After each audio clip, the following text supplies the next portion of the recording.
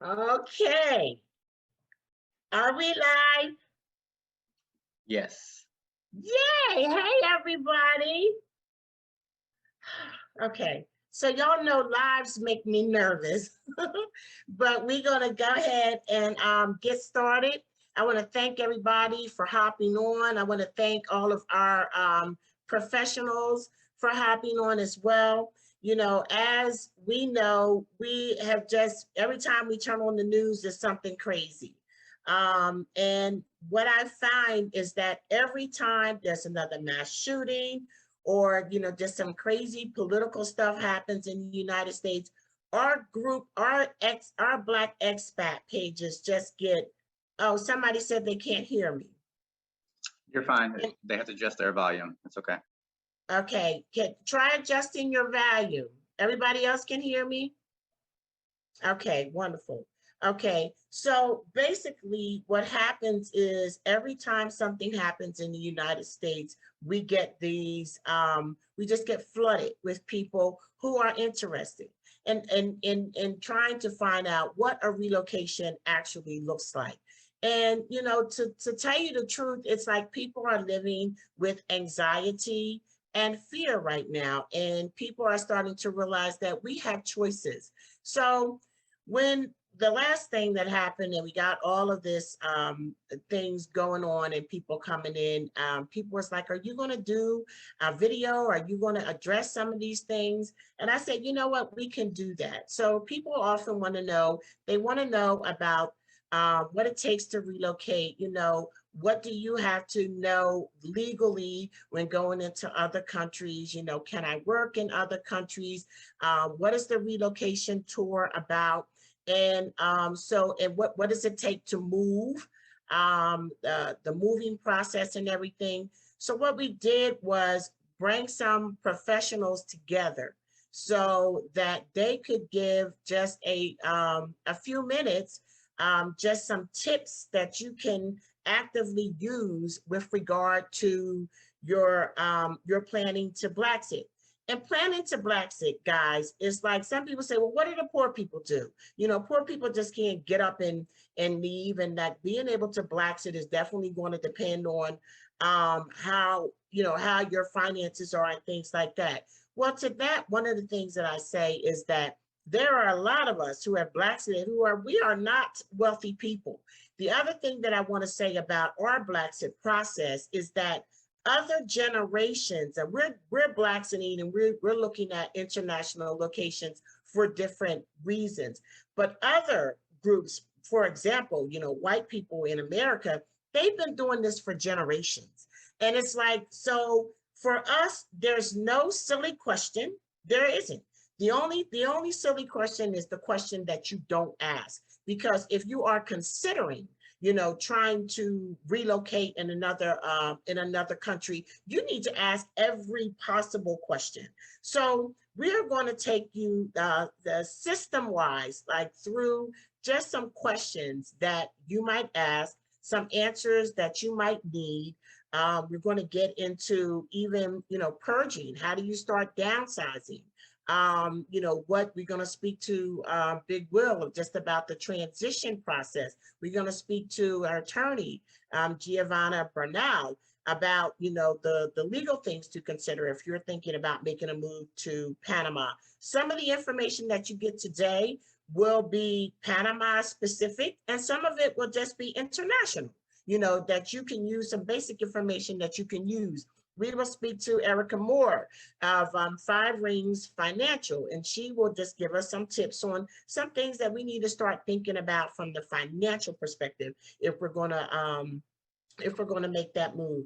We were going to have Mexico Moving Company here to talk about things that we need to consider to get prepared to ship, but they are not going to be able to make it. But we were able to get with Jorge Silva, and he is with Mailbox Etc. Who knew that Mailbox Etc. does major moving too? I didn't know that. And apparently a few of our Black expats in Panama have already used his business. So we're going to hop back and forth. We're going to talk to Maria Samudio about just the trends of real estate in Panama, and we're going to talk to Garlinda Price about the trends of real estate in the U.S. because some of the other things that you need to consider is it time for me to sell my house? Is it a good time for me to sell my house? What are the things that you should think about when making those choices? So to start off, and I know that was a mouthful, and y'all know I can talk. So just to start off, in case you don't know, I'm Charlotte Van Horn with Black Expats in Panama, and we offer cultural relocation tours to Panama. And what makes our tours special is that a lot of the things that we'll discuss tonight are things that you'll learn on a relocation tour. But in addition to that, we bring a cultural component into it. And we believe that when you allow the people to learn about the culture of a place, that when they come, they have a better respect and understanding of where they're going. So you can see where you can live and how you can live, but we add on some layers to that, okay? And I thought about it and I said, you know, what would it be like? You know, the United States is one of the countries, I don't know about others, but I know in the United States, you actually have to pretty much pass a little history test to become a citizen. So, you know, imagine what is the kind of history that they're telling you about? Are they telling you about African-American contributions to the United States of America? Are they telling you about other diverse groups in America? Or are they telling you just what you want to know? And then with just what they want you to know. And then just imagine, if you're an African-American, you are well aware of people coming to the country and expecting you to live in the projects, you know, expecting you to wear your pants down to your knees, you know, to have a bunch of baby daddies, and it's all that they hear about us. Imagine if when people did a relocation, that they could learn about our true contributions. So that is one of the things that I'm most proud about. Black Expats in Panama cultural relocation tours. And in speaking about the cultural relocation tours, the first professional that I want to introduce you to is Teo Jolly. And Teo is going to give us a welcome and speak to us a little bit about some of the Afro-Panamanian history that he speaks about when we're on our tours. And he is a certified Afro-Panamanian tour guide. And the lady you looking at is not Teo. Erica, I see you. There's Teo. Hey, Teo. Hi, everybody. Hi, Charlotte. How you doing? I'm doing good. Thank you, my brother. I thank you for taking time to come on. And so go ahead, introduce yourself, welcome the people, and give us a little Afro-Panamanian history. Well, for everyone that's today in the group, my name is Theophilus Jolly. Just as Charlotte mentioned before, I'm a certified tour guide of Panama history and culture. I have a little bit more than 20 years working of promoting Panama tradition, history, historical sites, and now having the opportunity with you all to talk a little bit more about the Afro influence in Panamanian culture. It's been an honor for me to be part of this great team and share with people, okay, a little bit more about how nice and how good it has been for Black people to be part of a country like Panama from time to time.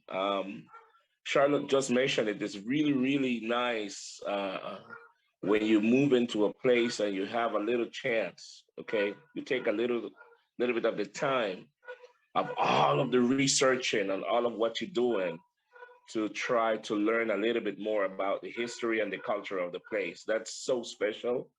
So thank you so much for doing a little time and taking your time to learn about Panamanian history. The cultural day or the cultural tour is so important. We try to take so much of all what we can to share with you. Going to Cologne, which is one of the provinces that we consider is the the nest of the African culture in Panama. It's so, so important. Try to explain to you a lot of the culture, a lot of the situation in Cologne is really, really nice. Showing you places like Portobello, part of the tradition, okay, and taking a little time. It seems like you're having a recreational time when you go to the beach, but we learn so much, so much when we get all the way up there that is beautiful. And share also the contribution. It's more than what we could say, also what people could see and feel when they're going around Panama and them seeing people around and people smiley, people have a great sense of hospitality, okay, with other people. And I was talking with a group of people the last time, and we say like we was mentioning like it's so important when you go to a place and at least you feel respect. You know that you don't have to like me, I don't have to like you, but you respect me, okay, and that's enough for me. I don't need you to like me or want me because I may not like you too. But if you at least respect, I think that gain a lot from me. And I think we living in a country where at least you receive respect. Okay. So sharing all of these experiences is so, so nice. At the same time, helping people, giving them advices of where are the best places to live. And there is a lot of people come, yes, with the same chip or the mentality about the situation that you all are living in the US, that in some places it's so difficult for a Black person to live and to move on. And they wonder in this Panama, is something similar to that? Oh, no way, no way, no way. I insist to say to anyone that Panama is a place where you could live. You don't have to survive. And that is in a general question, that's a general answer. I mean, you could live in so different ways, so many ways, okay, that you don't have to survive. It's so hard for us anytime they ask us about the exclusive areas. We have so many exclusive areas. Everywhere we go, we see people that could afford to live really good. And you see that it doesn't mean, or it doesn't have nothing to do with the color of the skin or the religion that you practice or the culture that you kneel on.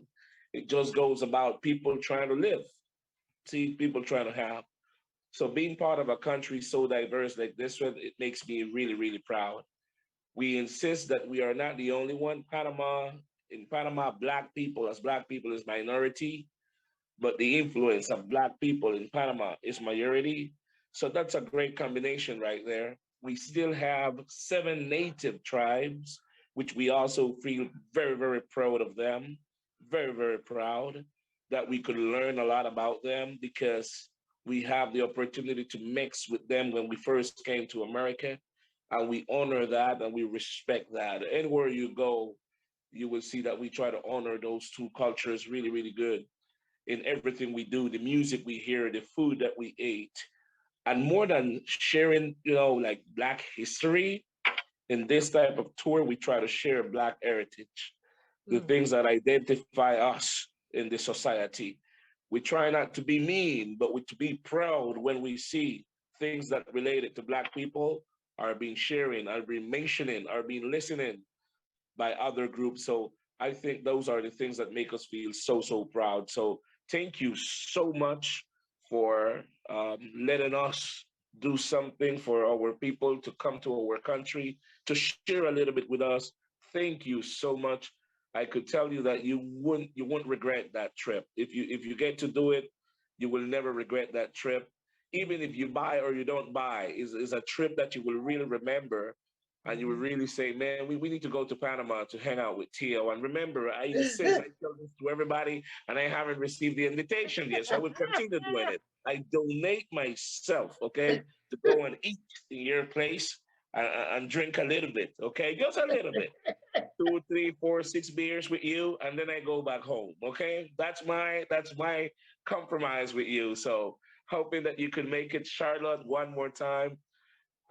Anytime I told friends that I'm working with a company that trying to help Black people to find in Panama a new place to live, they stay surprised because you mentioned it. We talked about this before. We are 50 years in disadvantage. You know, white people have been doing this in Panama for so long, but so long. Okay, they have been coming here, seeing all of the possibilities that Panama have, and they taking them. They taking them. They not even think it twice. They taking them. So now is our time to show our people, okay, about those secrets that we used to have for the world. So thank you so much, Charlotte. Thank you all for being part of this. We're waiting for you here in Panama. Thank you. Thank you. Somebody said you're full of great information. Yay, Tio. Thank you. Tio is just amazing. Like you see, he gives us the entire tour. He's with us the entire tour. He gives us general Panama information, but he delves into the Black history. And that is something that nobody else is doing. Nobody else is taking you to Cologne, believe me. But once you go to Cologne and you hear the history as told by Afro-Panamanian, you understand things a lot better. And you come with more than just a hearsay mentality. So we are extremely proud of that.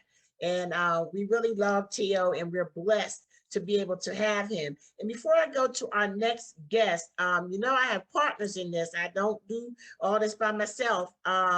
Chris DePew of ITA Global, he, you know, does all the logistics and everything for our tour. I don't know, Chris, are you on? Is Santiago on? Do you just want to say hi? Do you want to say, you know, say anything real quick? Oh, look how handsome you look. Hey, Chris. No. It's the Black diet, you know. So great to be with everybody today, and very, very proud to be sitting here hearing about this movement and to see you all and recognize you all as pioneers of your culture, exploring beyond your border.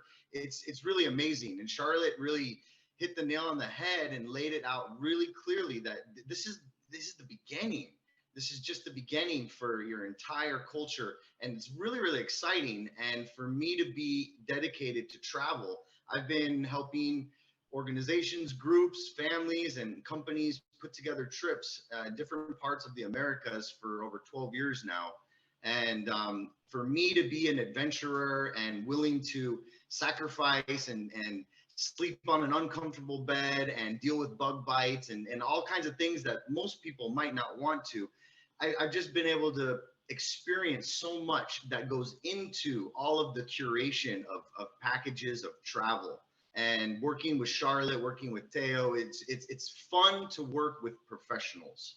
When your team are all at their top level and everyone is bringing their A game, it's just incredible how much joy and fun the job is. So, you know, if you haven't taken a trip, you really got to experience the magic. You got to feel it. You got to feel Panama. And ITA Global, we are in lots of different countries, but when it comes to relocating and considering a place to either put your money, open up bank accounts, have a place to call home outside of your current home, there's not very many places that stack up against Panama. It really stands out as a clear front runner.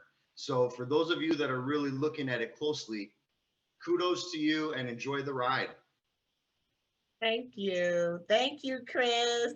My friend, everybody saying hi. Yes, thank you so much. Okay, so now, so that was all the feel good stuff.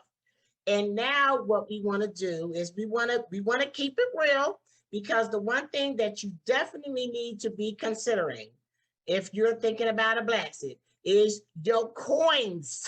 Okay, and so we have my girl Erica Moore here, executive director. You executive director, Erica, 5 Rings Financial. Yes, okay, for 5 Rings Financial, and she's gonna talk to us just about some things that we should consider financially as we think about the Blaxit. So Erica Moore, the floor is all yours. Thank you, Charlotte. I am delighted to be here and share just a few nuggets. I know I don't have a lot of time, but you're absolutely right. Financial preparation ahead of time is critical to the success of your Blaxit. So, and my first point would be that nothing beats having more than enough money to live comfortably. So hopefully you have some time to work with before you're planning to make your transition. And so taking a look at how you're saving and investing for this big move is paramount to your success. So, taking a look at your accounts, having a good advisor to work with you on making sure that you are saving enough. And doing your homework. Really, being here tonight is a great start to learning, the things that you need to know. Sometimes we don't even know what we don't know. And so being here, hopefully you're taking good notes on all the speakers, because there's so many aspects to this move, and finances will really be the key to your success. So start saving and investing as early as possible. Hopefully you've already done that. Start your budget, your relocation budget, because there are going to be some considerations in your budget that you don't have today. And I promise you, it will cost more than you think. So whatever budget number you come up with after you've done your research, add 25 to 30% to that and use that as your benchmark. Establish your banking relationship in your destination country before you move, if you can. So get that going. And also maintain a US bank account, right? You're going to want to do that. And if you can get a bank that has, that is an international bank that has branches in both locations, that's even better. Now, oftentimes you're going to experience a decrease in your cost of living when you move abroad, but there are definitely some areas where your costs are going to increase, and you might not be expecting that. So think about things like tuition. So if you have children and they're in public school in the US, you're paying zero for that. When you move abroad, many people want to put their children into private schools, and of course there's a price tag attached to that. And so it can vary, so you really want to do some research into the school and the cost, because that could be a considerable part of your budget. Transportation is another one of those areas that people often overlook. The cost of fuel in many countries is considerably higher than what it is here in the US. So that could be a much greater percentage of your cost of living budget when you move abroad than it is today. So you want to consider that. Even your grocery shopping will be different. So if you're a picky eater, you like certain brands, things like that, you might have to adapt to whatever the local brands are, unless you want to break the bank in your food budget. So, those are some of the things that oftentimes people don't think about. They're like, yeah, food, that's the same. No, it may not be. Another thing that people don't think about is their insurances, right? Health insurance, for example, healthcare systems vary from country to country. It is not the same as it is in the US. Now, in some countries, you may put yourself in a better position because there may be a public healthcare system that, because you are a resident there, that you can take advantage of. But you also have to look at what you are accustomed to and whether the healthcare system in your new country is going to be similar enough for your comfort level. And you may have to supplement with personal funds to be comfortable with your healthcare. Medications, that's another thing that you've got to consider. And I talk about that, both from a healthcare standpoint, and that's not my specialty, but also from a financial standpoint. The cost of medications may vary greatly depending on what country you're in. So if you have maintenance medications that you're on, first of all, they may not be available in the country you're moving to. And so you have to consider availability and also cost, and whether that's going to be out of pocket for you and how much. Another biggie, and I know my time is short, Charlotte, but another biggie is taxes, right? A lot of people have the misconception that if they move out of the US, that they don't have to file taxes anymore. Guess what? Not true. You are still required to file your federal taxes. And you have to also look at tax implications in the country you're moving to.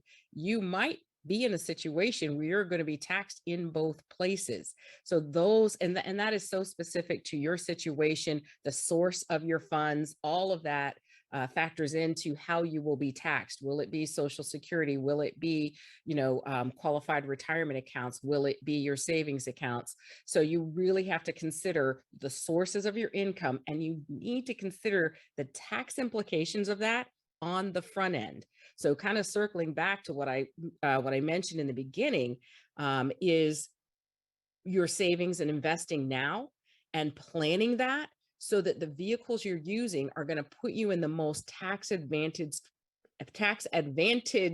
position when you move. And every country is different. There's no cookie cutter answer to that. And so that's why I am really suggesting that you work with a professional that's going to be able to help you traverse that and make good decisions for yourself. Another insurance consideration is going to be life insurance, right? Life insurance is critical. And in many cases, if you're looking at getting a life insurance policy, it can be difficult. Now, there are global life insurance companies that really specialize in Americans living abroad. And some of them will not include some of the bells and whistles like living benefits.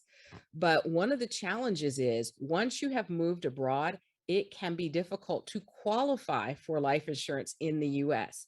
There are residency, like length of time that you are living in the US, even if you have dual citizenship, it can be challenging, right? So you want to get those things handled before you move. They will be much, much, much simpler for you to qualify and get the coverages that you need if you're considering that ahead of time. So I know I talked about a lot of different areas, and I know only scratched the surface, but I know you have a lot of other speakers that are going to talk about lots of other very important subjects. And so, Charlotte, you tell me if there was anything else that you wanted me to touch on. Certainly I'm available to meet with people individually and talk about individual situations, but.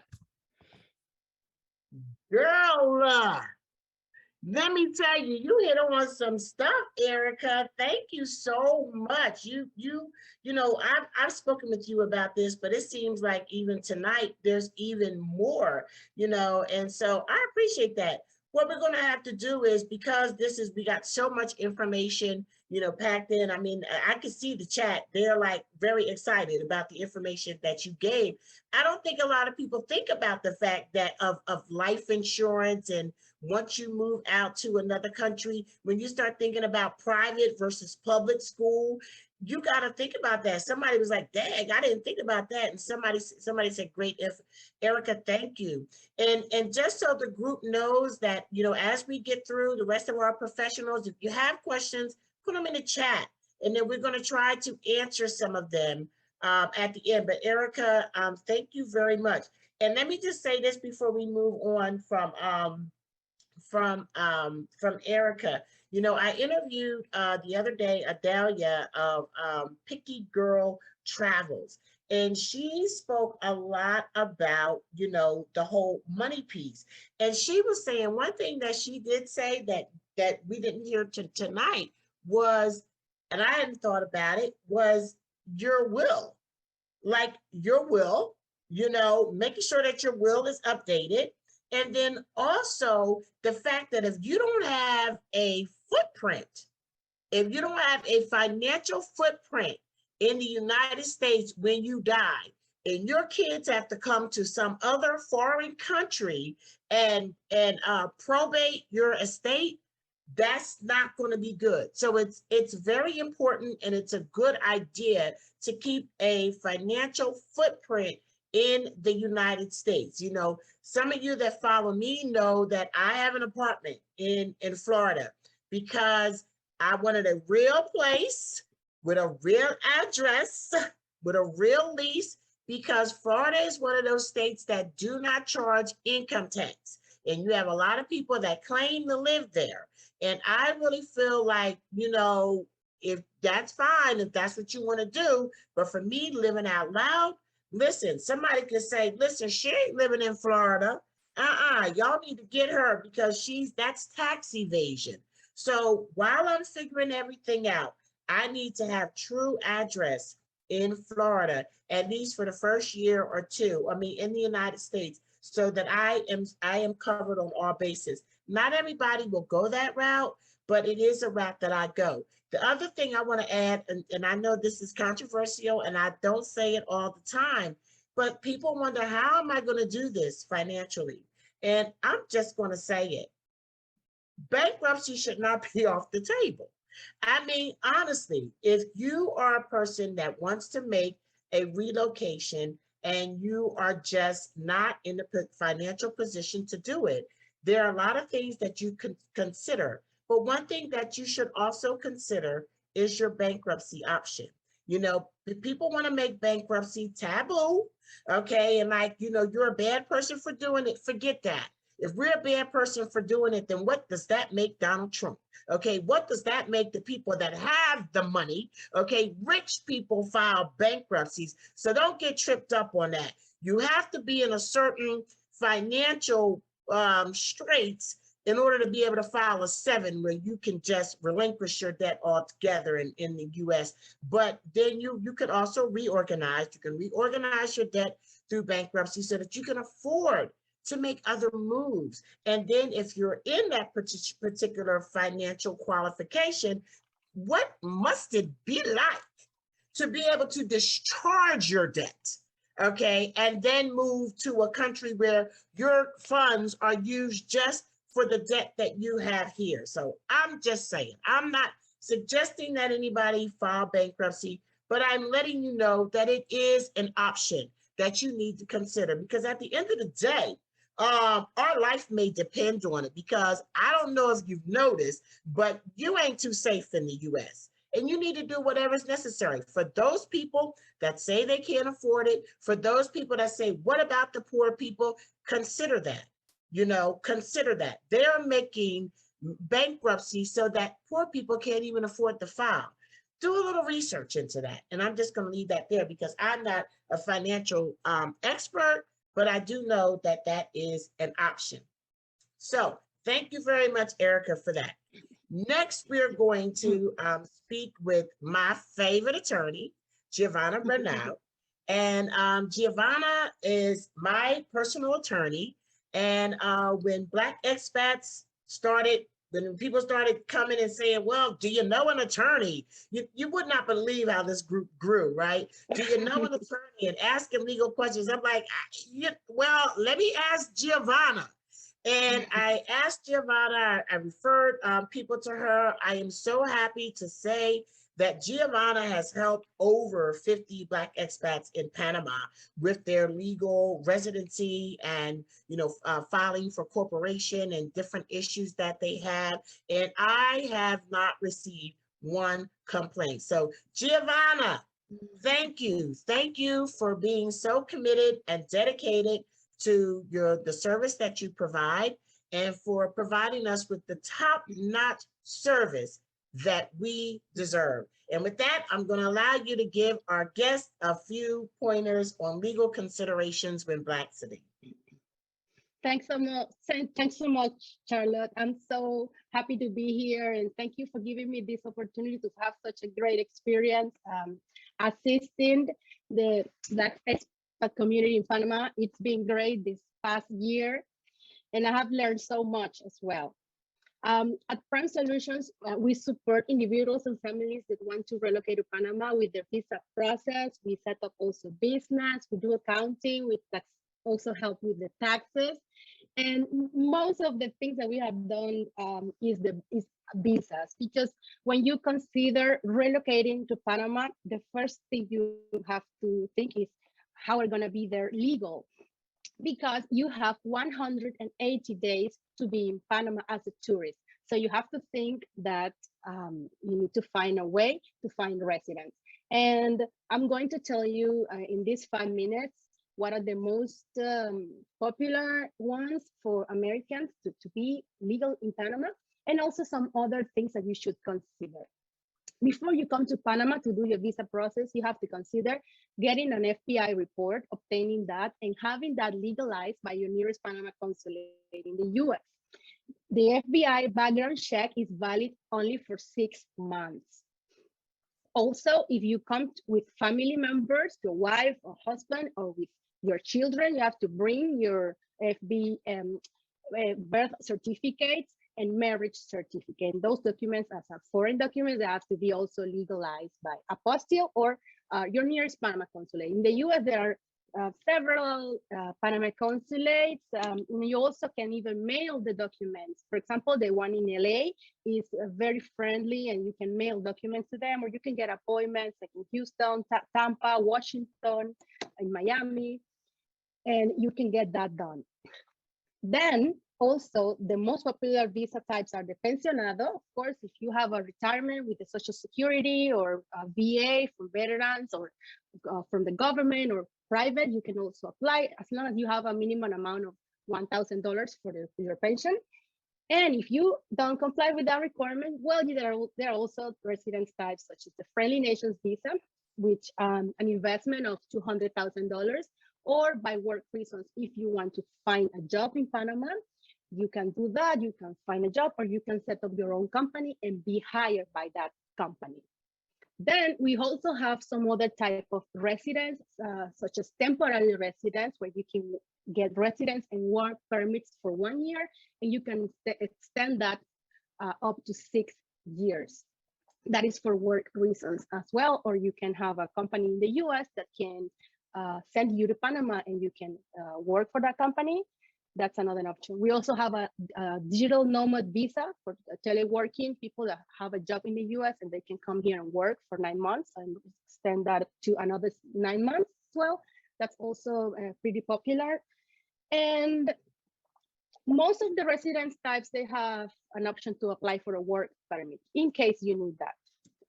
Even pensionados, retirees, can apply for a work permit. And this is something that, this is a question that I get a lot, and they get surprised that they can work and that they can do business as well, because many are pretty young, 55, 62, and they want to keep active. Some not, some others, they just want to have fun and travel and relax, but some others, they have the need to keep active and, you know, get another source of income.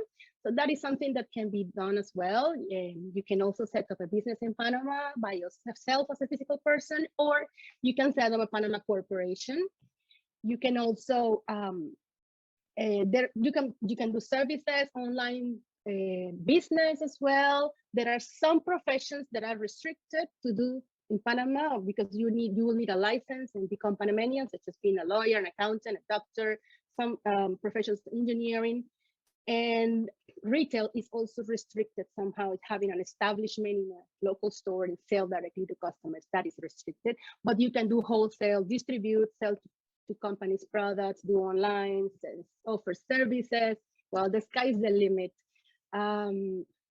We also set up private foundations, which is similar to a trust or a will, in case you want to plan for succession planning. It's a very interesting vehicle to have when you buy a property or when you have a bank account and you want to have that protected, and also appoint beneficiaries that can be the beneficiaries in case you die. That's also a very important thing to consider, that Erica was talking about planning and having that also ready for the future. I think that's it. Thank you so much. And if you have questions, I'm here. Thanks. Thank you, Giovanna. And yes, for our guests, if you could go through when you're not speaking and take a look at some of the questions, yeah, because then when we come back to them, you could be ready to answer a few. And then somebody, bless her heart, Miss Talisha, she said, Giovanna, don't forget to put your YouTube channel in the chat. Yes. That's Talisha. She's always looking out, man. She's always looking out. Thank you very much, Giovanna. I appreciate you. I really do. And so that is just a few, legal tips when you're considering making that move. How you're going to get your, residency established is always going to be, the first thing that you want to understand. And when it comes to having residency, it's like, for me, I actually want another one. So as a matter of fact, Giovanna, was with me the other day, and they let me know I got my e-cedula. So there's little steps to becoming a permanent resident of Panama, and I need to go and pick up my e-cedula, and I'm so proud about that. But I actually want another. I want another residency in another country. So we have other groups that are like Black expats in Panama, Black expats in Colombia, Medellin, Ghana, and we're exploring all these places through Black expats worldwide. And I'm going to decide through our exploration what other country is going to be blessed and honored to have me as a resident. Because you know something, they talk about a plan B. I want a plan B. But Panama is my plan B from the United States. I need a plan B from Panama. And it's just something that we could do. So speaking of plan Bs, listen, you got to get yourself together. A lot of us who decide to move are of retirement age. I mean, a lot of people that decide to move in Panama to Panama happen to be of retirement age or pension eligible. Baby, that basically translates to you having way too much stuff in your house. Okay, so I can tell you that the whole moving process for me was traumatic because I am not a hoarder. I thought that I was pretty, you know, my house looks like I'm a minimalist, but baby, them closets was ignorant. Them closets was ignorant.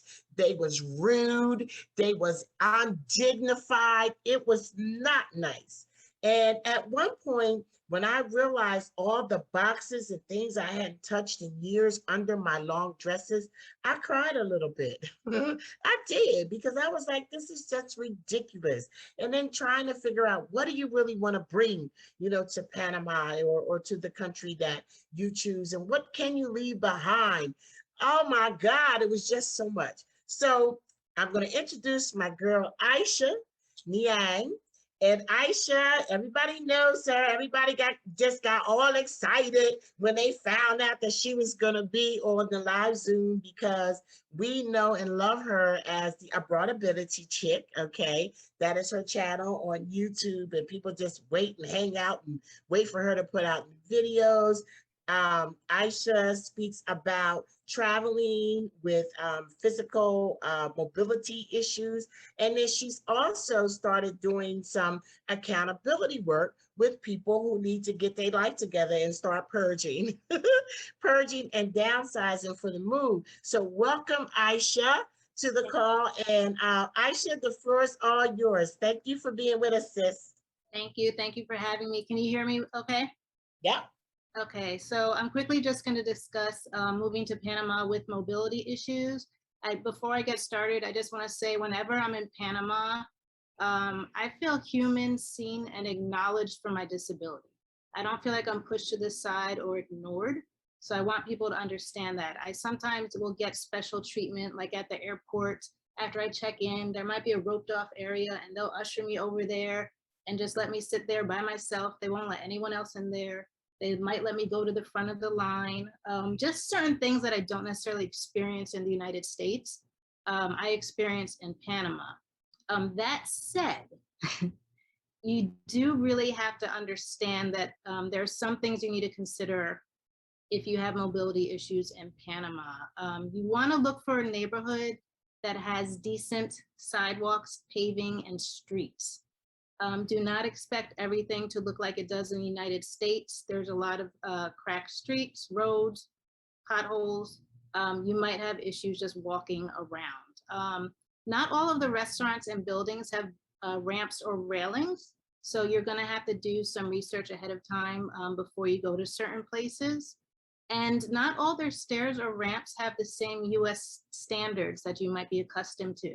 So their stair gaps might be a couple of inches one, and then it feels like 10 feet for the next step.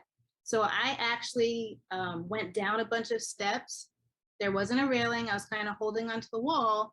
And then it was time for me to leave an event. I looked at the stairs. I was like, oh my gosh, I'm not going to be able to get back up. I literally had to walk up on a dirt road next to the stairs, which I was able to do, but I didn't plan ahead for the event I was attending, and I could have gotten stuck. Thank God it wasn't raining. If you're in a wheelchair, again, the roads, it may not be smooth or bumpy, and the ramps may not really be meant for wheelchairs. They might be meant for deliveries. And excursions. I love the water. There are a lot of boat excursions. If you've watched any of my videos, you know they don't have ramps, docks, easy ways for you to get in and out of boats. So I usually get in, but first.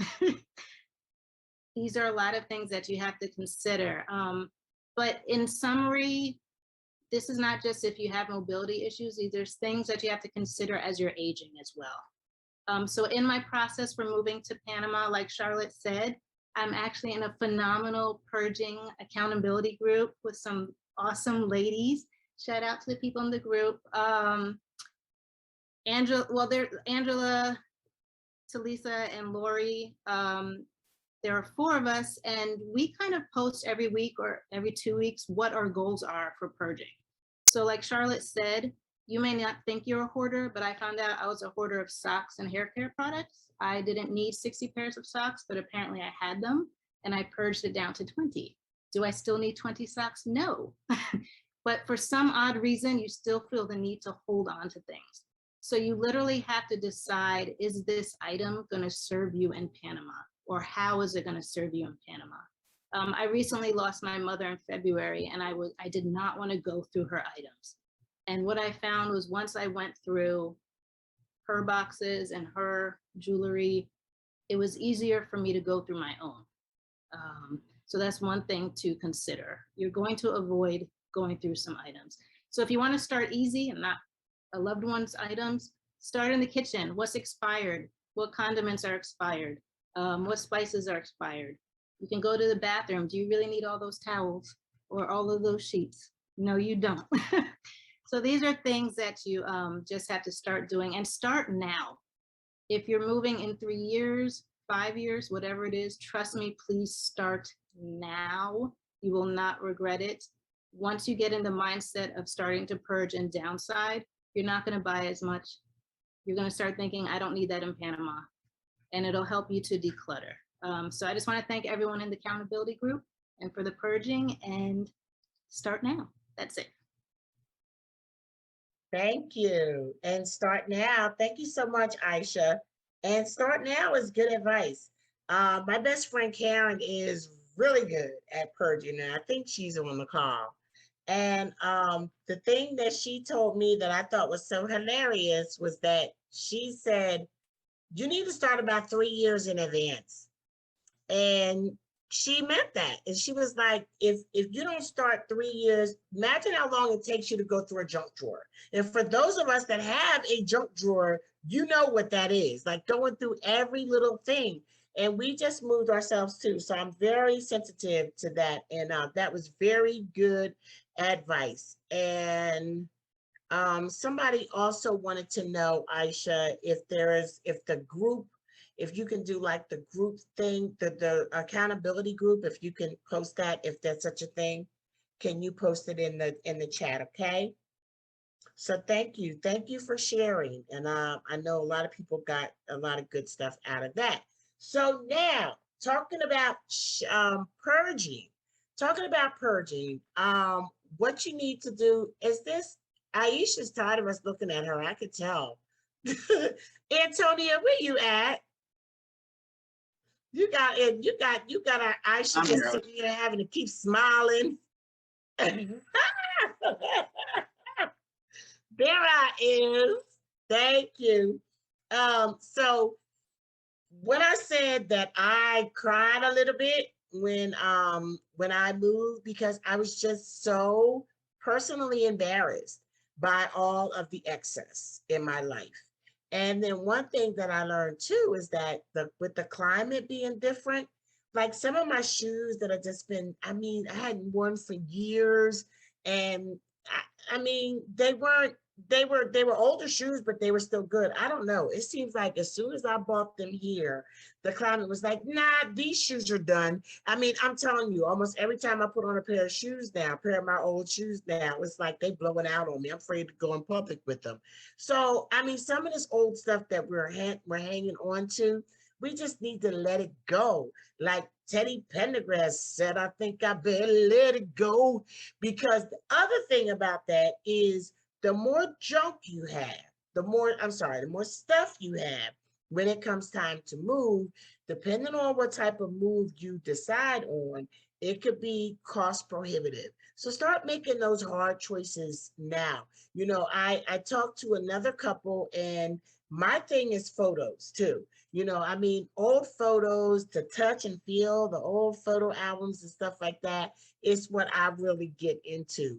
And I can't, that the photo albums are one of those things that they say, listen, have the things that you have to have them in one place in case there's a fire or an emergency, and you just know to go to that one place, bam, and you run out.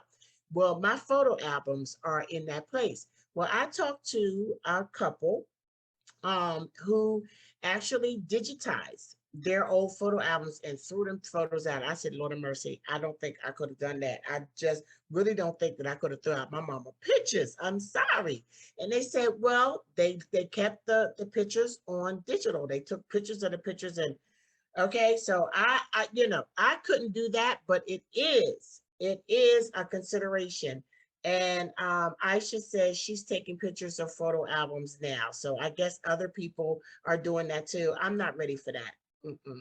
But we're going to go now to the moving aspect. You know, we're going to go to the moving aspect. We're going to talk to Jorge Silva of Mailbox, etc. And I'm so glad for the introduction to him, because I did not know that Mailbox, etc. did big moving as well. I just had no idea. So Jorge, I'm glad to have you on. Thank you for spending some time with us. And I'm just very excited to hear what you have to share with us tonight. So welcome. Thank you very much, Charlotte. Thank you very much for the invite. Thank you everyone for the time and the opportunity. It is a real pleasure to be here and to be able to share with you a couple of tips that I hope are useful if you decide to move to Panama from a logistics perspective. So I'm talking in representation of a global company that has representation in Central America with its headquarters here in Panama. And also on behalf of a sister company that has beyond 50 years of experience in international moving here in Panama. So we've moved a lot of expats from many companies, companies such as P&G, such as Nestle, such as Unilever, many companies that have a lot of products that I'm sure you'll have used in your lives. So I want to focus on three things, three tips that I want to give you. So first one, you can arrange your moving either from origin or from destiny. So what do I mean with this? You can, the moment you decide that you want to move, you can go and locate a company that does international moving in your state, in your county, and they will find a way to connect to a company in Panama that, such as ours, that does international moving. And then they will lead the way when it comes to the moving. But you can also deal with that directly with a company in Panama, such as ours, that will then basically do the whole due diligence. What's a key difference when it comes to service? If you do it with a company that it's in destiny, so saying here in Panama, it's going to be a little bit easier for you. It's going to be less work for you. It's going to be less time spent for you, but it's going to be a little bit more expensive because everything is going to be run and everything is going to be led and scheduled from Panama, dealing with the best company that can suit depending on wherever you are in the US. That's the key difference, but you need to keep in mind that both options are available. You can either go to a company in your state that it's close to you to quote everything, or you can do it directly with a company here in Panama. In addition, depending on the amount of things you want to bring, there are multiple carrier choices. You can bring things by air, you can bring things by sea, you can bring things by sea that are unconsolidated, meaning that, let's say you don't need a full container. Let's say you did a really good purge, as you were just explaining.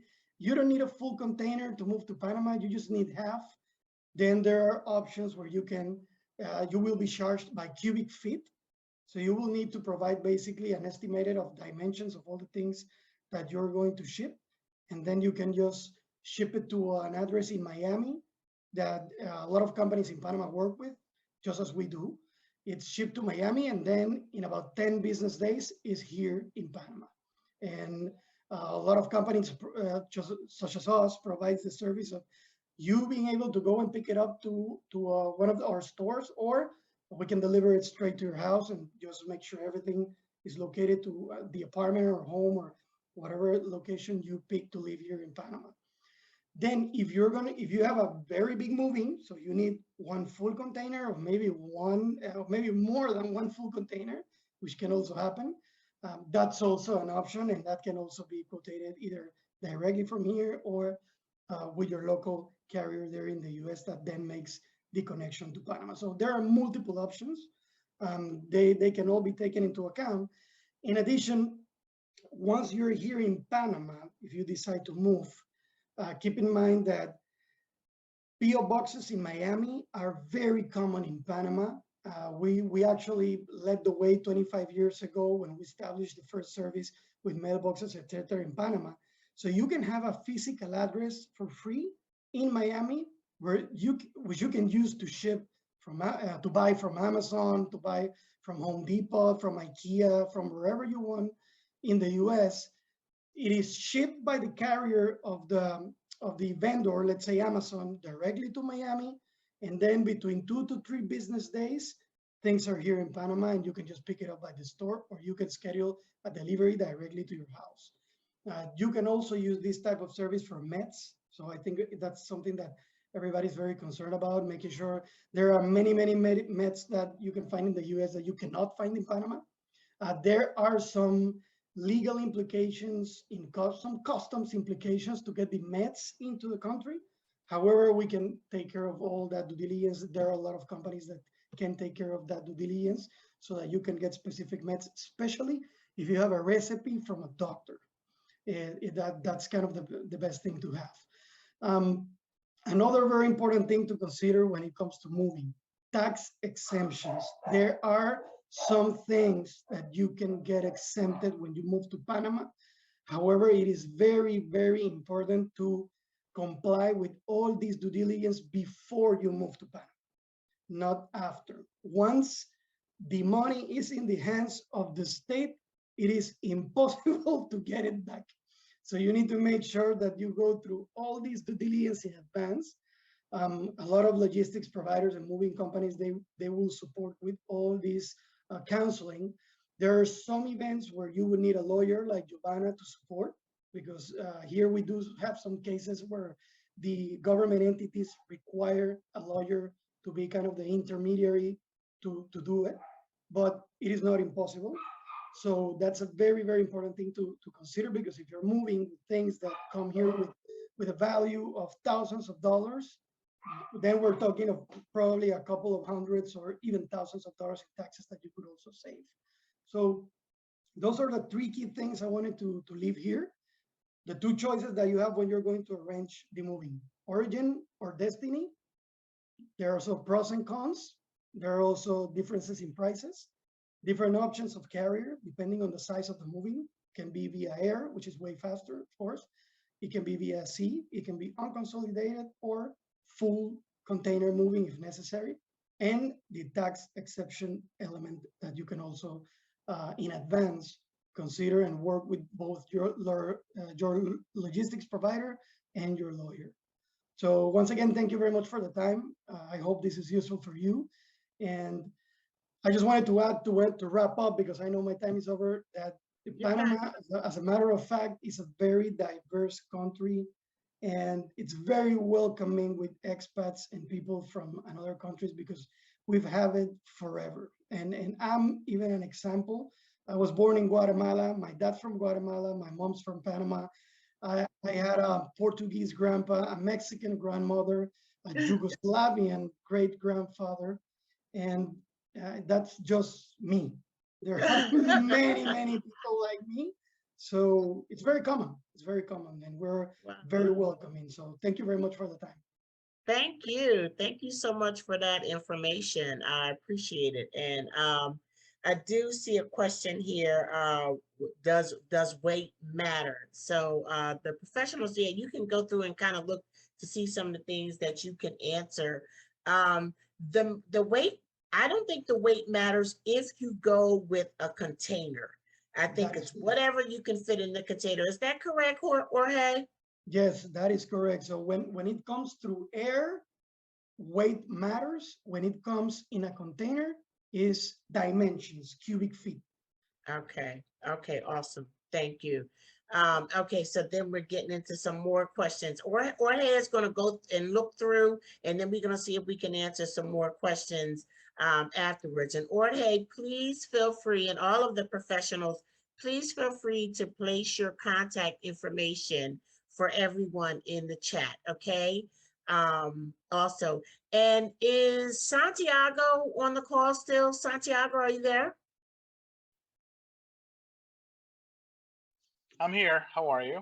Hi, Santiago. I just wanted to give you a chance. I saw your name come up. I just wanted to give you a chance to say hello, to the people if you like.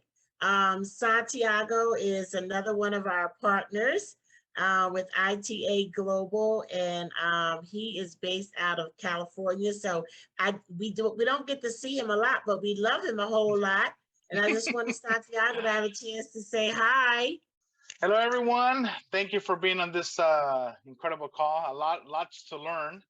I'm actually learning as I go. Every time we hear this type of things, it reminds you. You know, we are the perfect example of you know, what Panama can bring. For, you know, we stumbled into Panama by chance, by luck, by destiny. But it was a good blessing because it gave us an opportunity that, you know, we were operating out of Nicaragua. And even though Nicaragua is my homeland, and that was where Chris, you know, lived for many, many years, Panama gave us a chance to really open up our eyes and expand. And it gave us something that we were missing in Nicaragua. We fought hard to promote Nicaragua, and people kept going, but Panama made it a lot easier. With all that experience and the hunger that we brought into Panama, things just all of a sudden started flowing, because it gives you a transition that is a lot easier. If you're coming from the States and you go to Panama City, the transition is not that difficult. Everything seems to be it happens, you know, especially if you're coming from a big city. If you want I always tell people, if you want a nice restaurant, Panama has many. If you want to take an Uber, Panama has it. If you want to take, you know, live in a high-rise building, it has it. You want a luxury lifestyle. So Panama, coming from California, being in a busy city like LA, people that have gone, they're like, oh my God, I didn't realize it was like this. You know, people are shocked by coming into Panama. So anyways, with ITA, we were very lucky to stumble into Panama and to be operating out of Panama. And now, you know, look, we're here with Charlotte, same thing. We found this incredible opportunity, this incredible group, and we're just allowing people to come and enjoy, at least at the first glance, of what Panama has to offer. That's all I got to say. Thank you, Santiago. I definitely just wanted to give you a chance to say hello to everybody. All right, thank you. Thank you so much. I think that one of the things that makes us so successful is the diversity in our group. And then we actually have Alfredo, who is my husband, and he is a Black Panamanian. And then we also have another partner who is a Black Nicaraguan. So you just have this great mix of people. And so when you have that diversity, it's harder to miss stuff. You know, sometimes, you know, when I look at some of these snafus that happen, you know, marketing wise, I say, who was in the room? Sometimes you just need to have a lot of people in the room in order to be great. And that's what we believe. And I love what we all bring to the table, and how the diversity amongst us makes your experience that much richer. So anyway, thank you, Santiago. You're welcome. Thank you, everyone. Yes. So now, the other thing that we need to consider when deciding, a lot of us, we need to consider when making that transition to another country or just another place, is the market, the real estate market in the United States. So we're going to talk to Miss Garlinda Price, who happens to be international certified. That ain't no Garlinda. That's Santiago. So we're going to talk to Garlinda Price, who is a real estate professional in the United States. And she's going to talk to us about some of the trends. Garlinda, you there? Yes, I'm here. Oh, good. Oh, Can my you hear me goodness. well, I was worried for a moment. I just couldn't see anything. Also, it was a black screen. So, hi, Garlinda. I just want you to introduce yourself. And I know you've been, I see you commenting in there. You learning a lot, huh? Yes, ma'am. You are so incredible. I just want to thank you again for the opportunity to be here. But I love what you're doing. Like I knew it was big, but this is incredible, right? Oh, So thank just you. wealth of information and for having me here tonight. Thank you. Well, give us some insight on that U.S. market over there. Okay, I'll do that. And at first I thought you were going to call me when you were talking about crying and purging your closet. And I was like, oh, she's not. I know that hits us all different. Yes, it does, because it's something we need to consider. Yeah, and so we're going to talk about that when we talk about readying your home for the market. But one question I know you wanted me to talk about is now the time to sell, and the answer is yes, unequivocally, it's time to sell. Like it's your moment as a seller. So 10 years ago, I came into the market on a downturn during the crash. So short sales is my specialty. So now here it is that we move on, and you're doubling your money, right? You're doubling the profit of what you have in your home. And so when I had a chance to look at the numbers today, these numbers are going to be from April. So that means that since last year, April, this time a year ago, houses have increased 20%.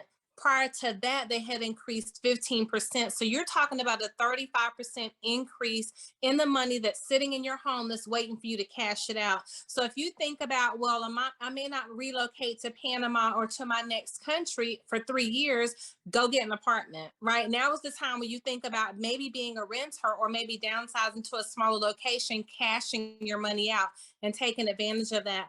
The other thing is, will this trend continue for the rest of the year? Yes, it will, because there's a housing shortage. I have noticed in our market in North Carolina, we're in about 3 different markets, that the inventory has doubled, but we have 600 houses on the market. There's more than 600 buyers, right? So when you think about, will I still be able to take advantage of the market through the end of the year? Absolutely. What does the number look like next year? So next year, they're predicting that there'll be 3% price drop, right? So you're going to lose 3% of the money by selling next year that you could have made this year. And then 2024, they're predicting that it's going to be like a 1.8% drop. So over the next 2 years, you're still going to have a really great opportunity to cash in on the equity that's in your home. Interest rates have doubled. So you would think, well, has that affected the market in any way? Has that taken people out of the market? Well, it only took people out of the market that were borderline, right? And I shouldn't say only, like that's not a big deal, but someone that was looking to purchase maybe affordable housing, or they were barely able to purchase a home, it probably pushed them out of the market.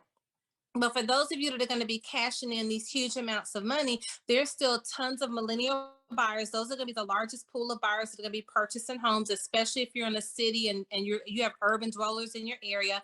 That is going to be the bulk of the people that are going to be buying. And so interest rates have not really affected them. So even though those rates have doubled and the amount of purchasing a home has increased, the demand is still above those numbers. So now is the time for you to get ready to sell. One more thing that I wanted to share with you all about the market is just the average home price across the country is around $320,000. Again, we talked about that's appreciated at 19.6%. 14.5% over the last 2 years, and inventory is down 14%. So when I say that you still have about another year to 2 years to take advantage of this incredible market, we're down 14% of the number of houses that we need. Building permits are up, but what happens to the person that wants to buy your mid-century modern home? They're not looking for new construction. A lot of millennials are looking for those places that make them feel warm and fuzzy, like their grandmother's home or like the home they grew up in. That's what they're looking for. And then the days on the market is roughly 13 days. So you don't want to just throw your house out there and not have a plan because you end up homeless. And I don't mean that like homeless in a bad way, but you won't have anywhere that you're going to stay. You have to rent back from that particular person. And then one more thing I wanted to share with you is the median income in the United States is about $62,000, and there's 331 million people. Those are US Census numbers. So when you say, well, gosh, 62,000 doesn't really get anybody a lot of home, there's a mass exodus of people that are leaving the city. New York, I forget how many people are leaving every day. I'm selling homes to people from California. I'm like, did you watch Coming to America and throw a dart at the map? But no, they didn't. Decided I can go anywhere now because COVID, it made the world larger because people can work virtually, they can work remotely, and hence that's why people are moving to other countries. So what should you do to ready your home for the market? And this is why I thought Charlotte was going to call on me. Before we start talking about purging, you want to emotionally detach from your home, right? It's your home. The minute that you decide I'm going to Panama, Panama is your home. Like the Lord told Abraham, you need to leave your father's house. Panama, if that's your appointed destination, that's your home. So you want to emotionally detach from that property. So therefore you can start getting rid of stuff, right? Aisha said it best when you start, I think Charlotte said 3 years out, but Aisha said you want to start going through things emotionally detached. This is not a home. This is a property. This is my investment. And now I want this investment to pay me every single dime that I need so that I can get to my appointed destination, which is Panama. So release emotionally from the home. When we got ready to sell our home in October, we had been there 17 years. When you talk about a bunch of crap to get rid of, it took us 2 months to leave, right? But I got on my knees, I said a prayer, said, Lord, I want somebody really incredible and a great family to have this home. It's no longer mine, sell it for us. It sold 24 hours later because I detached from it. Right. And so the next thing that you want to think about doing, don't start trying to do a bunch of renovations, right? When you started taking the wallpaper off 5 years ago, no judgment, and half of it's still up, half of it's still down.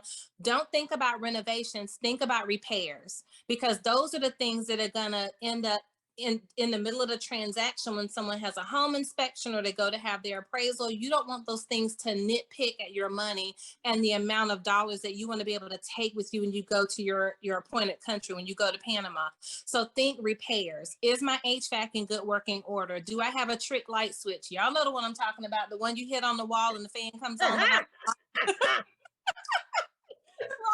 Or when you go cut the lights on, the outside lights come on instead of the indoor light, get that fixed, right? So you want to fix things from a buyer perspective. So not only are you emotionally detaching from the property, don't be that seller that says, well, it was fine with me, that none of the doors locked and the windows didn't stay up. Don't think like that. You want to think from a buyer perspective, what will make them want my home above the next home? Because buyers are savvy. They've watched too many episodes of HGTV, right? And so they want a new construction type home, even though they're not buying a new construction property. So you want to make repairs. And so I would say the 2 areas to focus on, 3, plumbing, electrical, and your HVAC system. Focus on that. The next thing you want to do, of course, is start decluttering stuff. So people are going to expect your garage to have things in it. But what if you don't have a garage? Then you may want to consider getting a storage unit or one of those packing things that they put out in the garage. You may want to consider getting something like that to put your extra items in. So that way you can declutter your home, because there's nothing worse than walking in a home and people are tripping over stuff. They can't envision their stuff. Yes. So a lot of people in the market now are thinking, well, people are buying anything, but they're not. We've noticed now in the market that homes are starting to stay on the market 16 to 30 days, where before they were going 24 to 48 hours. Why? Because people are getting pickier, right? They don't want to have to come in and see past your junk. So those are the things to focus on: your HVAC, your plumbing, your electrical. Start to declutter. If you're going to paint, which I recommend, paint your walls, also paint your ceiling. Right? So we don't want to be that person, and I was guilty of it, right, that has fresh, clean, great looking walls and your ceiling looks like it's been there since Moses was a baby, right? So you want to paint your ceiling because it everything up, right? Paint your baseboards. And the last thing I share is replace the carpet, right? So a lot of people, it doesn't even cost a lot now to do 3 bedrooms of carpet and maybe laminate in your hallway, you could, depending on the size of your home, I would say the house we sold was 1,700 square feet. We spent $1,600 just so we know that we would get our top dollar for our house when we sold it, because nobody was going to ask for a carpet allowance. So those are the things I would recommend that you start with and just really commit to moving, right? So Charlotte, I'm gonna turn it back over to you, and thank you for letting me share. That was so awesome. Thank you, Garlinda. And I didn't know you were a comedian too. Girl, that's funny. That was some very good advice. And what I like is that you understood the assignment. You know, the statistics and everything are just really cool. Because I did not realize that, you know, the price, whatever the price is now, next year is going to be is estimated to be 3% less. So you leaving 3% on the table. So that kind of information is just so valuable. And for me, when it came for us to make our decision about when we were going to cut the cord, pretty much I called my realtor and I'm like, girl, what is going on? Because everything, like all the houses in our neighborhood were so expensive, you know, things, I mean, where we had very little equity in our house the year before, we had like a ton the year that we decided to move, right? So I said to my husband, I said, you know, the money is on the table right now. It might not be on the table next year. If we're thinking about really making that move within the next couple of years, we need to consider making this money, you know, taking this money that we didn't even have to pay taxes on, okay? So it was a decision that we made that I thought was just fabulous. And let me just add that when we made that move, it was easier when we sold our house. Making the move to Panama was so much easier because we had disposable income. It wasn't like we was pinching pennies to move. It wasn't like we had to make a lot of heartbreaking decisions about what we wanted to take and what we wanted to leave. So, you know, basically it was a big help to me. So we decided to go ahead and sell our homes. We had been happy there for 5 years. I was like, listen, spending 5 years happy in a place and then get paid to leave. Look, I'm good with it. Let's roll, brother. And we was out. And that was that. So I did want to say one thing too, before I go on to our next speaker. Something that is just becoming more and more clear to me, being a Black expat and always dealing with Black expats, right, is that understanding the health and the financial, the insurance situations when it comes around health. Now, we are going to have Dr. Duncan and Mike Kelly talk to us a little bit about the healthcare in Panama. But here's the thing, when it comes to your finances, I think that you should consider a fund for your health. If you're leaving insurances behind to come to Panama, because, you know, I mean, if you don't know already, it doesn't cost you, you know, the same amount of money to take care of yourself on a medical basis in Panama. It's nothing. It's just not comparable. You know, when you're considering, you know, about your medical care, it's just not comparable, okay, to the US. However, you know, if you need something big, you should really consider, do I have enough resources to have a savings for that? So you have something, I would have a medical emergency fund.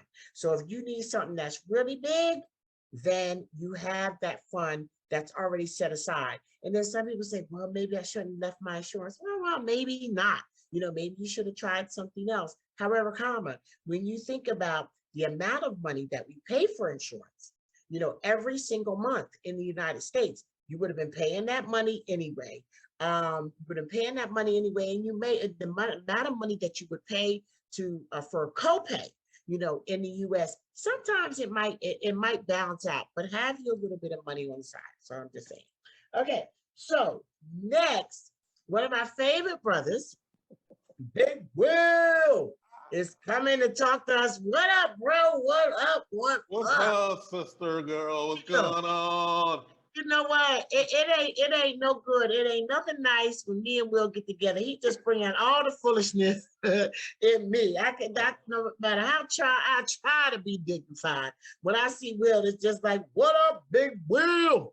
So Big Will, I'm grateful, to have you on. Everybody knows Big Will TV, Blaxit to Panama. And you're doing such an amazing job, brother. I applaud you. I'm so proud of you. I'm so happy that we're able to do things together. I love collaborating with my Black expats in Panama. And me and you, we do it so well. But I wanted for you, Will, to come on and just talk briefly about your transition. In particular, the way that you came on the scene was just really kind of what the gist and the reason that we're having this meeting, just like your experience as a Black man living in the United States and how you just made that conscious decision that I need to make another choice, So if you could just tell us a little bit about that and just give the potential expats that are on the call just some transition ideas and tips. No problem, Charlotte. First of all, thank you so much. I'm so honored to be here and play a small role in this. I think it's tremendous what you're doing and the information that you're making accessible to people to be able to follow our footsteps and make their escapes, make their exodus. So the transition, if you've watched the show, you know much about the transition. It happened, I want to say kind of quickly, but we had planned on looking at places to retire. And then after the election and the insurrection, the retirement plan became a escape plan. And we needed to get out of the country as soon as possible. So, we got vaccinated and came down to visit Panama to, make sure it was going to be up to our standards. We had some red flags developed. We had done a lot of research on the housing and the cost of living and the laws and the visa. We had talked to an immigration attorney and all that good stuff. So we were really ready once we came and saw Panama. And oops, sorry about that. That's the wind blowing through these units, y'all. But anyway, we had really done our research and came down to look for red flags, and we didn't see any red flags. So the transition was pretty easy. The real estate agent that was just on is close to my heart because I was like, on the flight back, I was making plans to sell the house. And I had a real estate license at the time, so I knew how easy and quick the whole thing would be. But you're absolutely right. You have to detach from that and get your ducks in a row in order to get to where you're supposed to be. And thankfully, we were able to do that. The market is such that we were able to do it very quickly. So, it didn't take us longer. It was about 3 months between our site visit and landing here. So the transition can be quick. It can be longer for people. Do your research. As far as transition tips are concerned, the number one transition tip I have is make sure you are connected with Black expats in Panama on the Facebook group. And if you're in the Facebook group, make sure you get connected with blackexpatsonpanama.com, because that membership on the Facebook group was centerpiece to our transition, no doubt. And if I could make a small addendum to that, like, transition tip 1A, keep watching my show. Okay. Number 2, don't listen to naysayers. The naysayers are still plugged into the matrix. So you're going to get a lot of negativity. You're going to get a lot of, innuendo disguised as concern, I think, sometimes with people, looking out for your best interest and asking you about the safety and all that good stuff. Stick to your guns. You've done the research. You know a lot more than they do. Most people just aren't educated about things. It's the social media age. They learn by scrolling. You've read reports or whatever. You've done some research. So just keep your head down. Number 3, call your immigration attorney now so that you can learn exactly what you need to do in order to be here and which visa you're going to use in order to get here.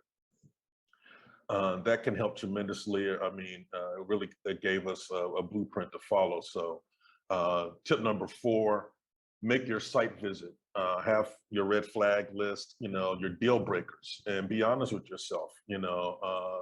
Charlotte had us on the edge of our seat with the critters. So critters was one of our deal breakers, but we didn't see any deal breaking critters, Charlotte. So we're here. Number 5, and I hope I'm not stepping on anybody's toes with this one, but I would really encourage people not to buy real estate here at first. Rent, slow down. I call it the Goldilocks philosophy. That's what we're living right now. Maybe this is too big and this is too small, but this might be just right. So you want to leave that flexibility for yourself. And the last transition tip I have is collect your medical records before leaving the US.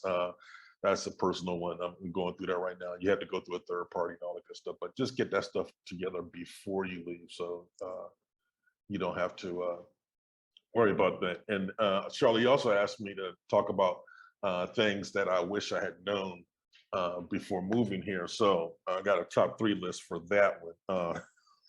Okay. Going to keep it real too. This is brutally honest. We're coming up on our brutally honest. We're 3 weeks away from our first paniversary, y'all. So here it is. After a year living here, number 1, I really wish I had really understood what they meant with car maintenance, y'all. That's a real thing here. So, put your big boy or big girl britches on, get ready, buckle up.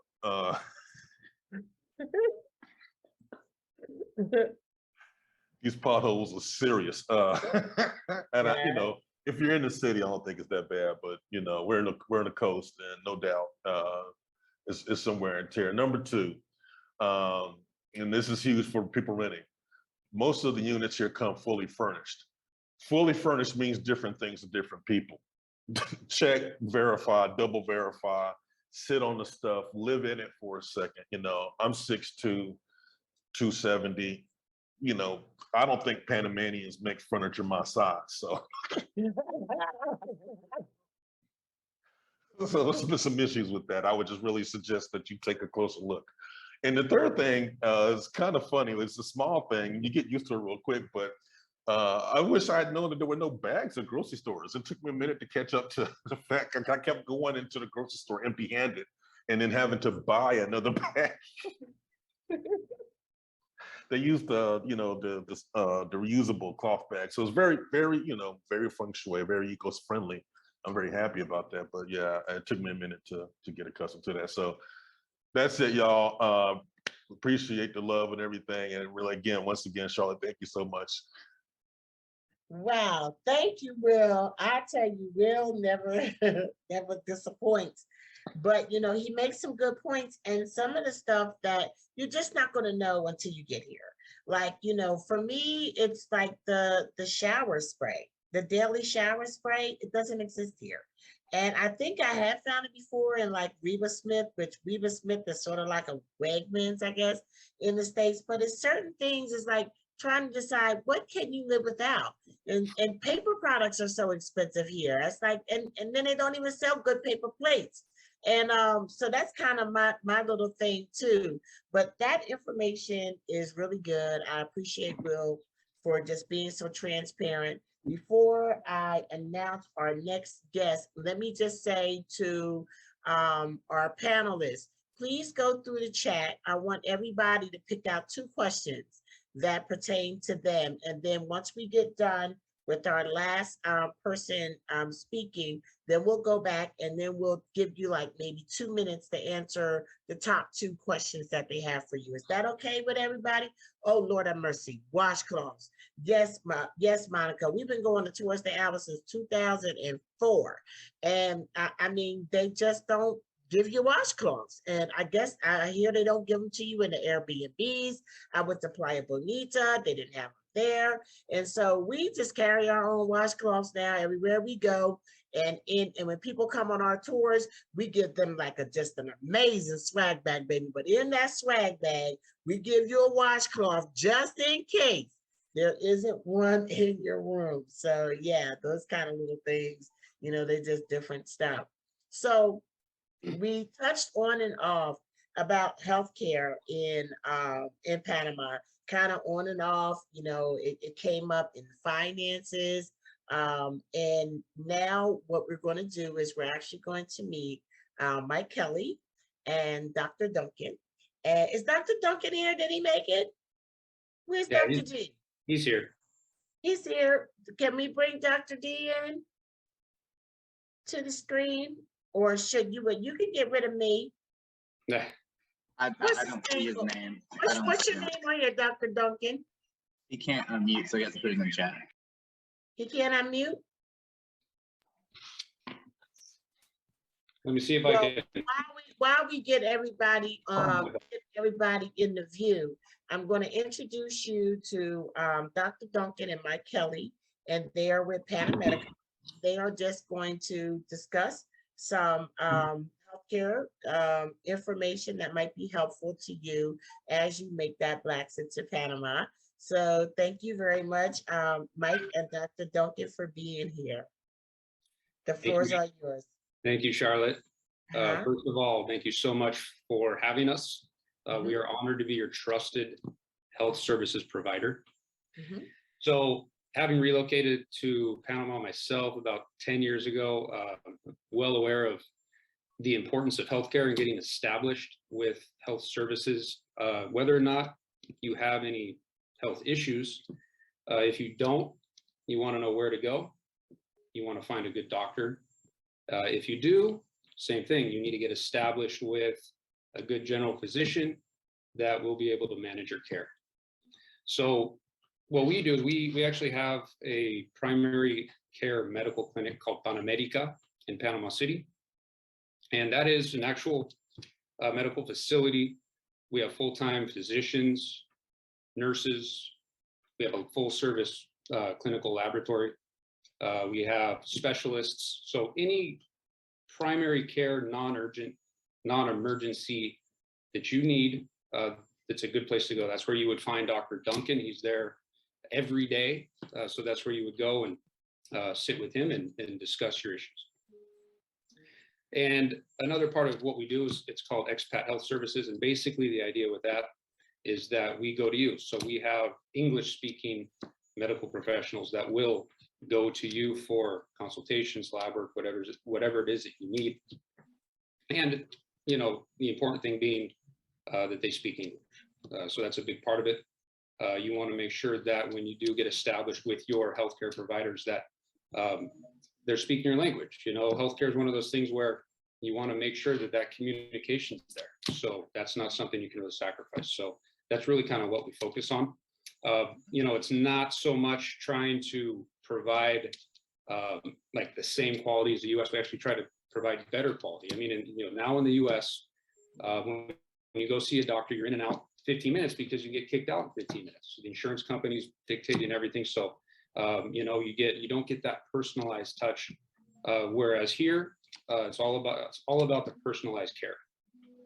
You can sit with your doctor. You know, he's going to be paying attention to you. There's no time limit, so he'll spend the time necessary and get everything taken care of for you. We have accessible doctors. Our goal is to provide that accessibility where you can, you know, basically have 24/7 access to your doctor. And then, you know, part of that is, you know, what we're going to be launching here is like a concierge health plan, which is extremely common in the United States, where you have, you know, 24/7 access. Here in Panama, we use WhatsApp a lot. So if you don't have it, you want to get that, because that's basically the most common form of communication, and it's instant. So that's what, you know, our doctors use a lot of times to communicate with you. Another thing that's important to keep in mind about healthcare in Panama is that it's much less expensive. It's much more accessible. You know, general healthcare, you know, if you think about what it costs in the United States to go to an urgent care clinic and sit next to a doctor, if you don't have insurance, it could be, I mean, $250 or more. I mean, it's pretty expensive here. on the high end, it's going to cost you $30. Lab work is considerably less expensive than it is in the United States. So the cost savings are just incredible. And Charlotte touched on that. There's just no comparison to the United States. It's just not even comparable as far as the price goes. And the best thing about that is that the quality of care is the same or better. So when you come down here, I mean, when you get set up with your healthcare services, when you finally make the move, the first step is to get set up with your physician. You want to get established with your primary physician. Of course, it's going to be Dr. Duncan, but you want to get established with that. Get your medical files set up. If there needs to be any kind of communication with a physician back home that you have been using, that's seamless with us.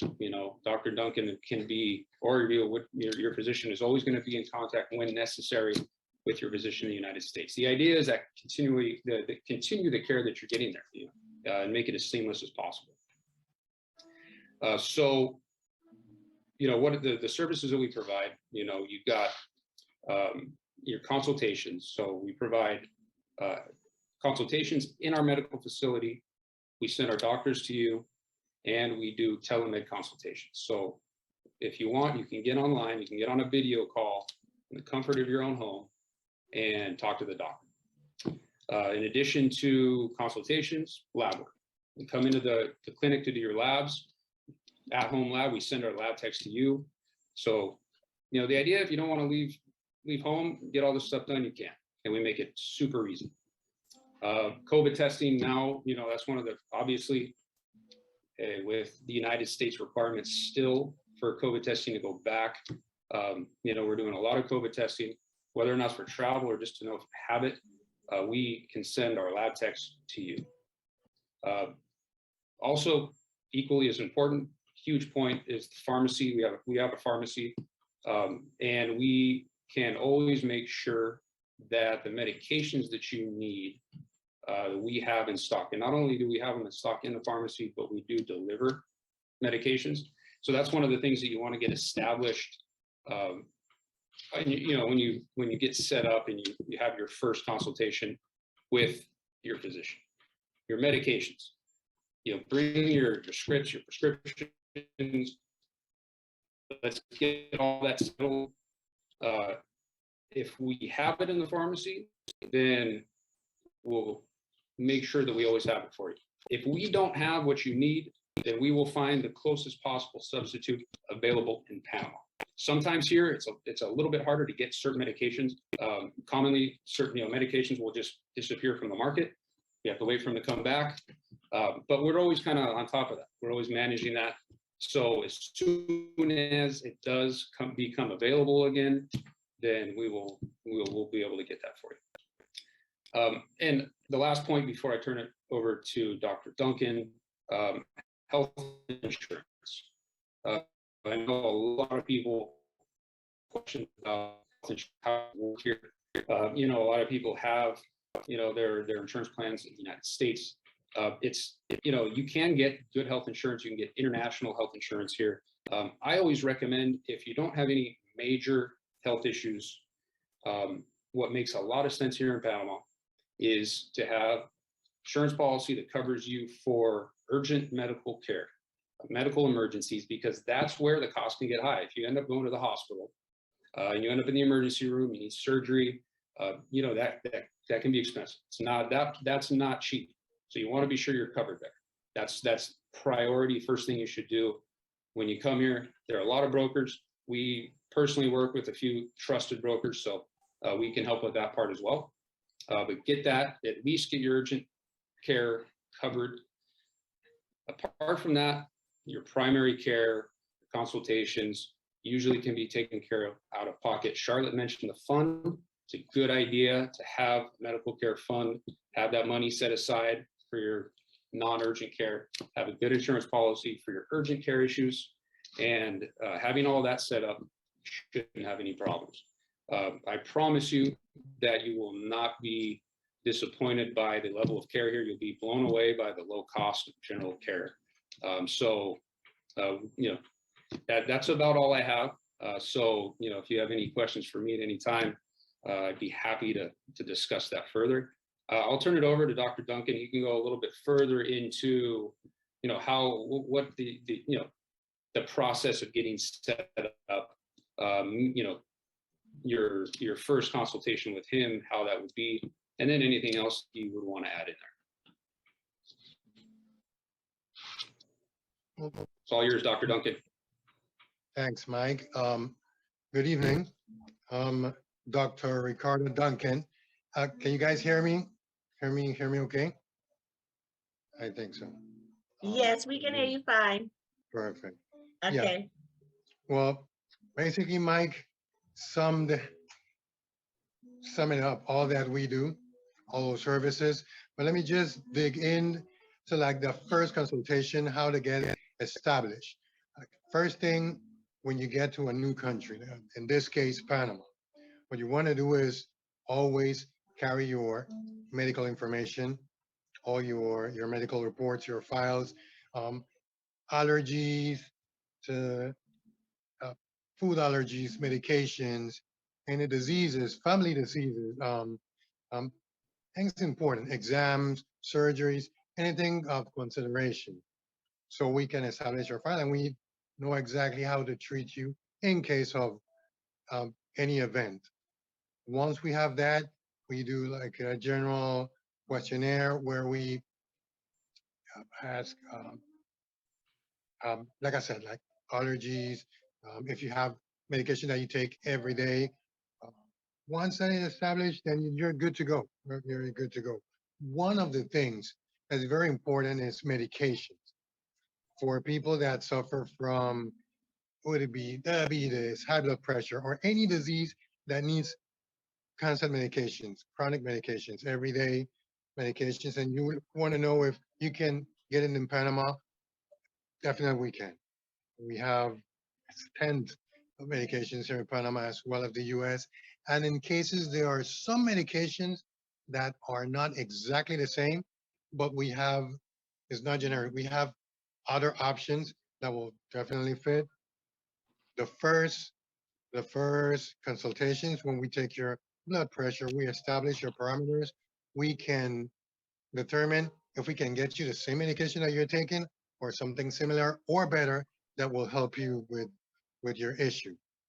And not only the medical, the chemical part, we also pay a lot of attention to your lifestyle. Here in Panama, one of the major differences, and I've heard it mentioned in a lot of the presentations, is the stress-free, quote unquote, lifestyle. We have our stretch issues, but they're different. So in general, you can get a very relaxing life that will help with a lot of medical issues. Besides food, like a lot of food, the diet that you choose is what's going to determine your quality of life. Also, the rest that you take, the exercises that you do. We check all those points to make sure we can get the perfect balance between the medication that you're taking and the perfect lifestyle that will suit your desire, the needs. Yeah. At the clinic, which is Panamedica, located in Panama Pacifico, besides the general medical consultations, we have specialists. To mention a few, we have internal medicine, gynecologists, pediatricians, nephrologists, psychology. We have or share physiotherapists, physical therapists that's also necessary. And the ones that we doesn't have at the moment, we can definitely set appointment and make sure you get appointments with. So besides, one of the differences as well is if you need a specialist, for example, an appointment with a gynecologist, the doctor in the state will set an appointment and say like, in 3 to 6 weeks or X amount of time, we can set the appointment. In Panama, the waiting frame is way different, way shorter. We can set an appointment the specialist that you need in shorter time. And we can manage all that. We can manage all that, as well as Mike said, lab work, either on site or at your house or where you're staying, same as medication at the pharmacy, at the clinic, or delivered to you. The idea is to make your life as easy, as convenient as possible. We want to be there to like take the stress out of the medical appointment, if it's possible, which most of the time it's not completely possible, but we're going to make sure that it's as stress-free, as relaxed as possible. And like I said, if there's any questions regarding anything, just hit us at the end or right now. If you have any more comments, Mike, regarding our services. I would like to add, just Dr. Duncan and I started Panamedica about 10 years ago. He's our medical director.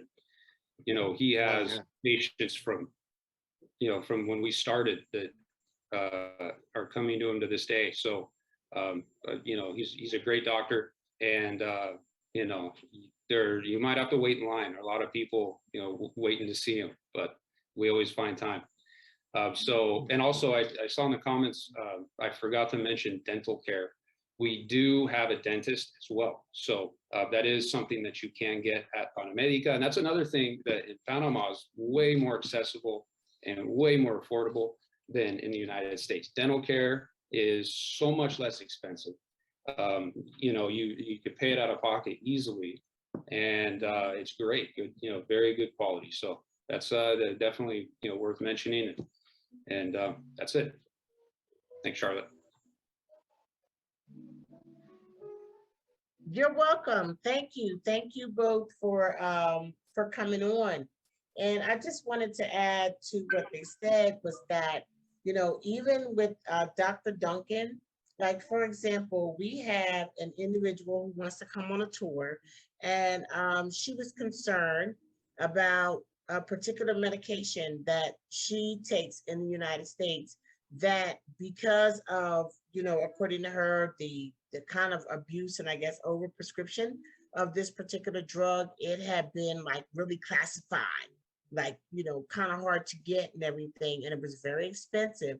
And Dr. Duncan, you know, I reached out to him in advance of her coming, and he was able to get her information about the specific drug that she needed, and whether or not it was here, because what she was saying was that for her, this drug had worked the very best. So if you have medical conditions that you know are significant, and you're going to need to have you're going to need to have you're going to need to have your stuff set up as soon as you get there. As soon as you get to Panama, you're going to need to know, you know, I know a doctor, and I know that he knows my situation, because you can't afford to be without things. Okay, so these are the kind of things that we offer through Black Expats in Panama Cultural Relocation Tours, where we set you up with individuals who are on the ground waiting for you to get here, or in advance if you come in here, to make your transition and your relocation and just things for you a lot smoother.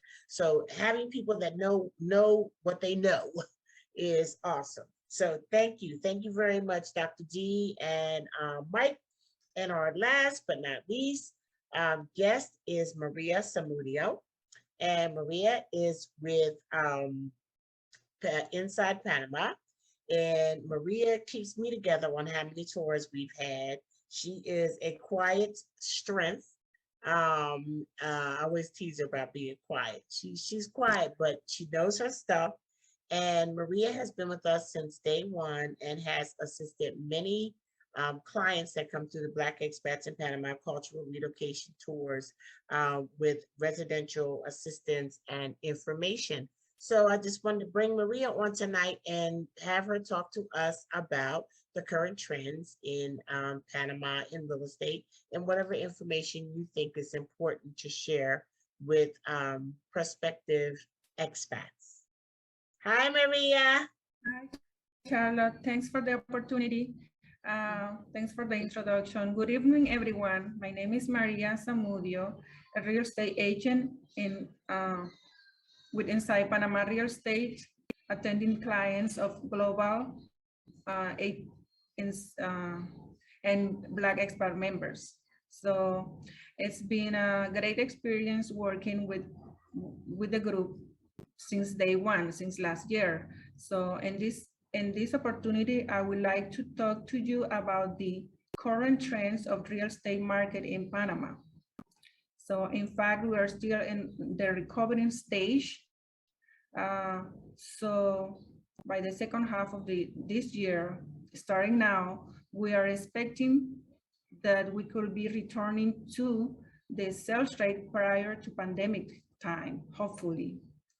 So with that, recently, we have significant opportunities in second home houses and condos and repossessed assets, both in the cities and in the beach area. I should say in the entire country, because we have lots and farms and lands in other areas of Panama. So there is also a wide variety of and type of prices of new apartments and houses options on the market. For example, we have nice in the heart of the city, we have a nice condos with 3 bedrooms, 3 baths, guest bathroom, and maid quarters, starting price at $350K with all the amazing amenities. We also have in the area of Paseo del Norte, close to where Charlotte lives, houses starting price at $275K with amazing amenities, 3 bedroom, 3 baths, and guest bathroom and maid quarters. So those are the great opportunities.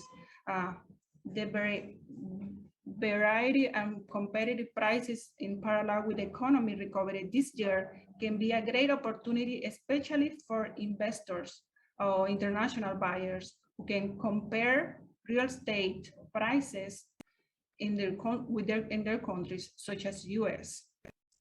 So another thing that I wanted to mention, for those who are looking for financing opportunities, it is important to mention there are at least 3 ways to finance a property in Panama. One of them can be banking financing with interest rate starting at 5 up to 7%. Some banks that offers financing are Global Bank, Scotiabank, Banco General, or Banismo. Another way to finance is owner financing. So owners are willing to finance and work with their buyers in order to sell their properties. Development financing is another way to finance. So developers can give you up to 5 years to pay the property you're buying with them. Another way to finance or to get a mortgage in Panama will be a leasing with option to buy. So the owners or developers are willing to lease you a property for a minimum of 6 months up to a year, so you can move in while you're working on paying off your property or getting a bank mortgage approval. So that's important for you to know.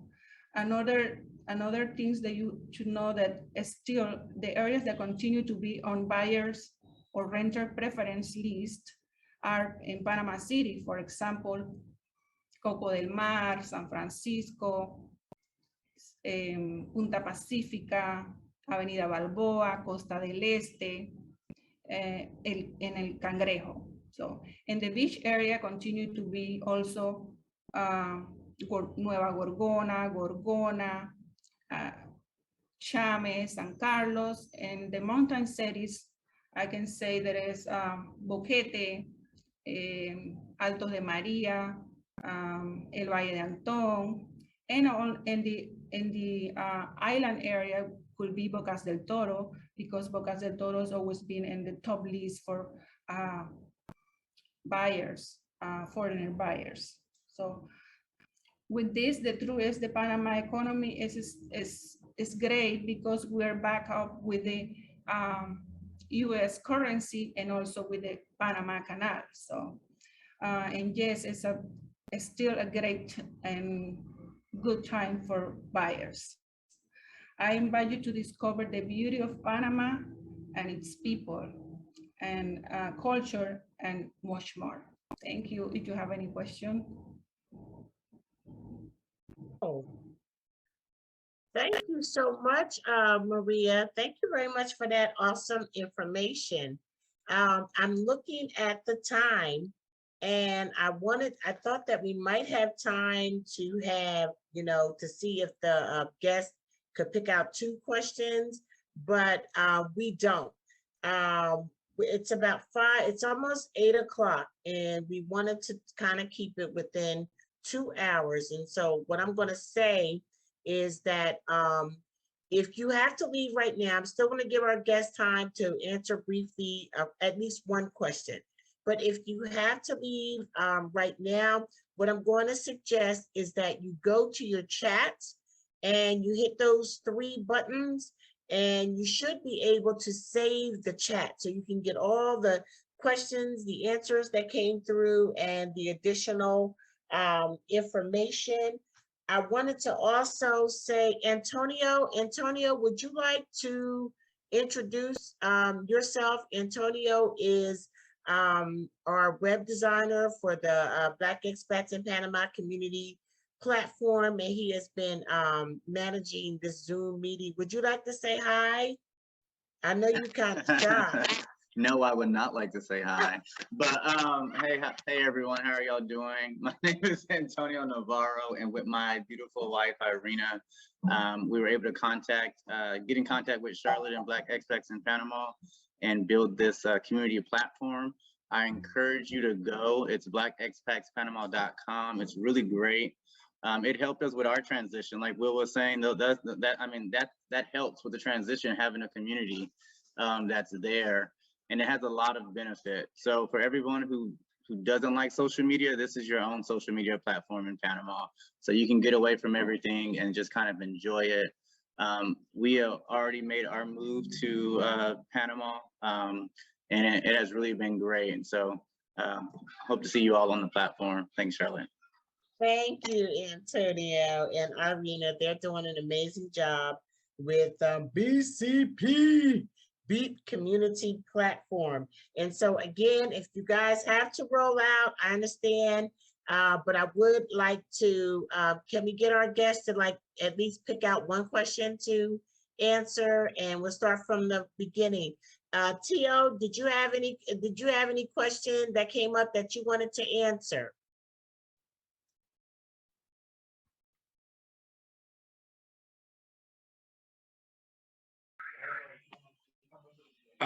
Questions, you say? If they have any questions for me, I will be more than happy to answer. I'm sorry, did you see anything in the chat that you wanted to answer quickly?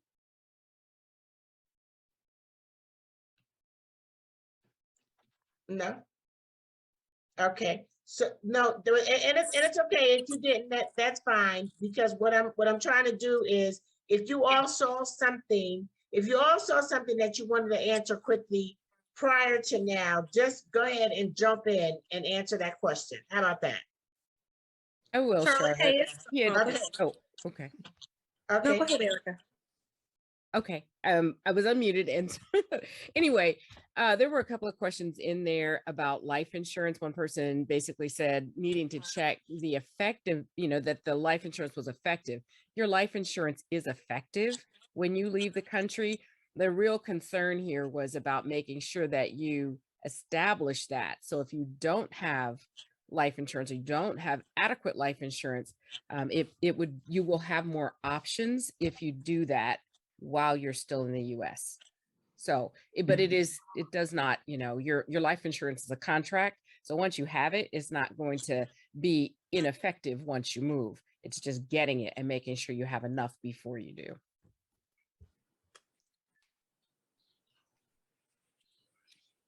Thank you, Erica. Anybody else? I have a quick comment, Charlotte.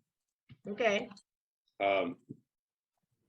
in the chats, I noticed some questions from military veterans asking about healthcare.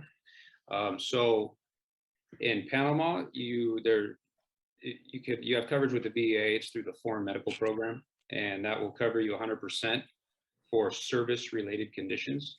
And TRICARE, while a little bit more limited in the United States, is available in certain hospitals. At Panamedica, at this time, we're not accepting those coverages, but I could definitely point you in the direction to the main hospitals that do. And soon we will be offering more options for veterans as far as insurance. So just wanted to touch on that because I saw it mentioned a couple times. Gracias. Anyone else?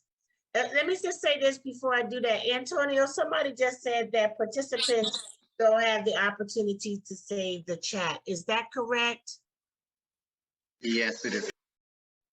Okay, how can we help with that? We can copy and paste and have it for them later. Okay, all right, we will, okay, so we'll do that. We'll copy and paste and have it, I guess if you want to receive the chat, leave your email address in the chat, and then I'll go through myself and make sure that you get a copy of the chat. How's that? That should work. Sorry about that, but I'll get it out to you. Thanks, Antonio. Is there anyone else that would like, any of our other guests that would like to make a departing comment or answer a question? Yeah, Charlotte, there was one thing I forgot to mention, and that's, it was two things. One, removing all personal and photos from the home when you go to sell, because a lot of times people will decide not to purchase a property sometime based on culture. You know, even though that shouldn't be the case, it's true. The second thing is hire a realtor. You know, and I say that one, because I am a realtor, but two, what we've seen is a lot of people are getting in trouble legal wise because they're using these companies that are corporate sales, like we'll promise to buy your home, but they don't know the laws and the rules of your state or the laws and the rules of your area because they're national buyers or national companies. And it could end up costing you in the future litigation because they didn't know all the rules and there was something that they neglected to state. Thank you. Thank you very much. Anyone else? Any of our other guest speakers have a question you'd like to answer or make a departing comment?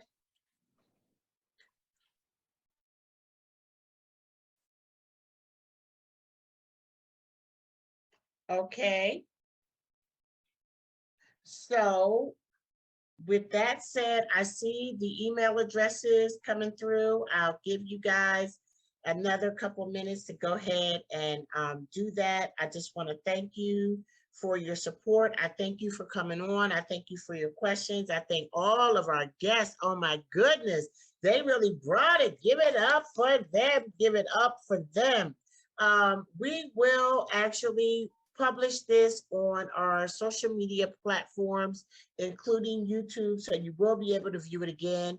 And for the people that you're going to tell about it, you'll be able to tell them also that they can see it from there. I just want you to know that our 2023 tour dates have been published, so you can follow us on social media to get the link to that. Don't forget, we have the amazing BEIP Community platform that you're actually on tonight, and actually you can take a whiz around tonight because it's open for this meeting. This is a new platform. We haven't released it to all of our network yet, but when we do, it will be amazing. We are building it as we go. So people that are already members, remember that you can create your own groups. Remember the classified section is a big piece that I definitely don't want us to miss. When we talking about relocation, when I tell you, I know I bought too much stuff and I got some hella nice African art that I know some Black expats in Panama want to have. So I will be listing it on the classified section within the Black Expats in Panama community platform. But you do have to be a member to do that. So make sure that you all are signed up And I don't think that I have anything else.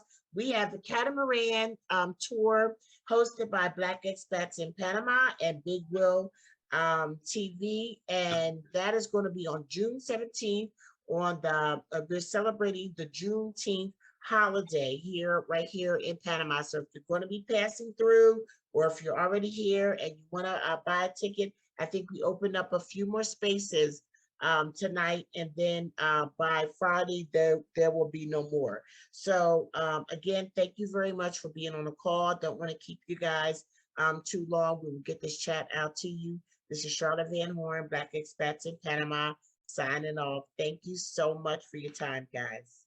Bye-bye. Bye-bye. Bye-bye. Bye-bye.